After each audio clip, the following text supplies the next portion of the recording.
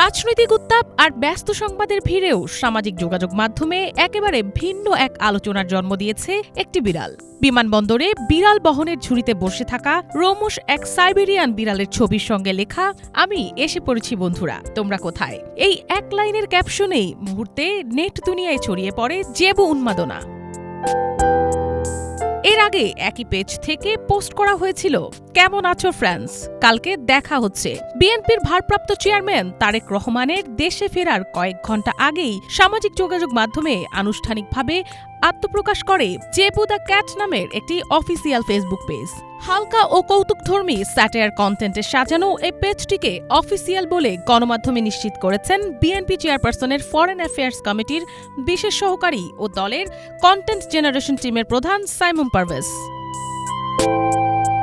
জেবু মূলত তারেক রহমানের কন্যা ব্যারিস্টার জাইমা রহমানের পালিত পোষা বিড়াল।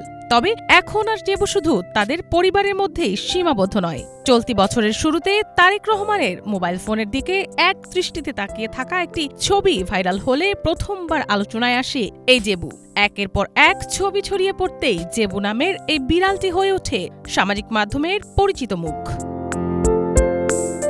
জেবু এতটাই জনপ্রিয় হয়ে উঠেছে যে সামাজিক মাধ্যমে তার সকল পোস্টেই মুহূর্তের মধ্যে ভরে উঠছে লাইক, কমেন্ট, শেয়ারে। মজা করে অনেক বিড়াল প্রেমী কমেন্টে লিখছেন, জাতীয়তাবাদী মিউ দলের সম্মানিত সভাপতি এসে পড়েছে। আবার কেউ লিখছেন, ওয়েলকাম দ্য ক্যাট লিডার জেবু। জেবুর এই দেশে আসাকে অনেকেই আবার লিখেছেন, ওয়েলকাম ইউর হোম জেবু।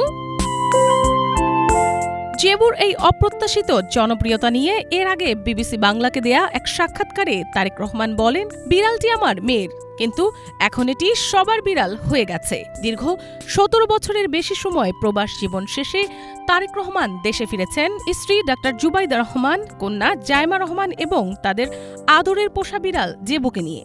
রাজনীতির এমন ডামাডোলের মধ্যেও জেবু যেন নিজের আলাদা জায়গা করে নিয়েছে সব বয়সী বিড়াল প্রেমীদের মনে। মিনালা দিবা, বাংলা ভিশন।